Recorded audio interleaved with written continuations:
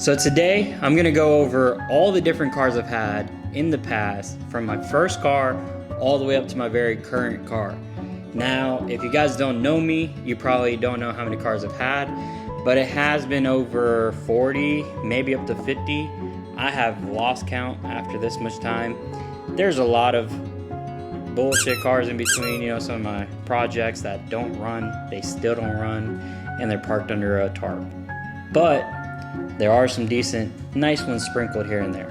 So I'm gonna go over all the different cars that I've had, all the different reasons why you should probably buy one, and all the reasons why you should probably avoid them at all freaking costs, because some of these cars were a nightmare.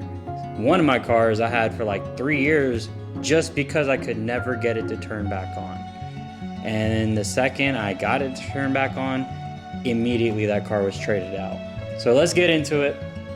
We're gonna go over the first car, and that car today, guys, is the 2005 Corolla XRS. This car, something else. It was basically Toyota's version of giving you guys a Civic SI sedan before the Civic SI sedan even was to exist. Toyota was doing it first, and then Toyota stopped doing it literally after that year.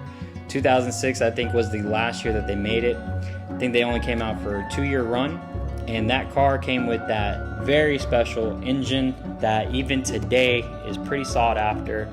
That engine was also accompanied to a few other cars that you may like, and that was the Lotus Elise. My dog wants to be here for the storytelling time. She's very into cars, if you don't know. She gets scared of loud exhaust though. So it's a thing that we're getting through though. We're working on it. Okay. So back to the story. Alright, so where the heck was I? So when it comes down to the very first car that I had, which was the Corolla XRS, I already went over that that car had one of the best sounding engines, and it had something very special. The reason why this car, to me, was pretty damn iconic was because it was one of the only options that Toyota gave you with a true VTEC type of technology. Now, it's not considered VTEC because Toyota had their own name and branding for it. They called it VVT-LI. The LI stood for Lift Intelligence, which was literally at that 6,000 RPM range, all the way up to about 8,700 RPMs. You were in that VTEC, VVT-LI zone.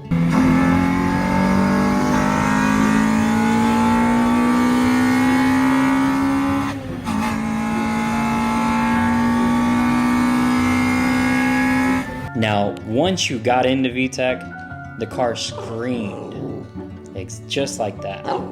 Exactly.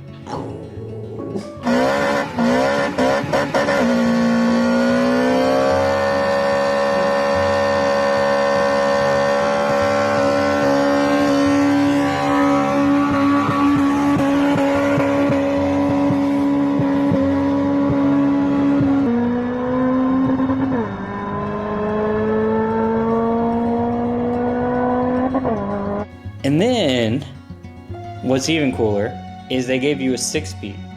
And this was before even Honda was giving out 6 speeds.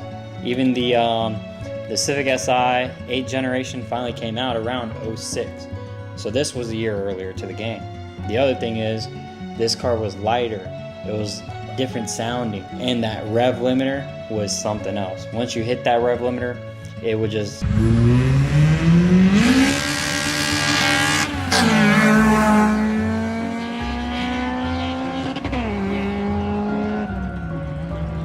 bounce off the red limiter really nicely, a specific way that only Toyota knows how to do.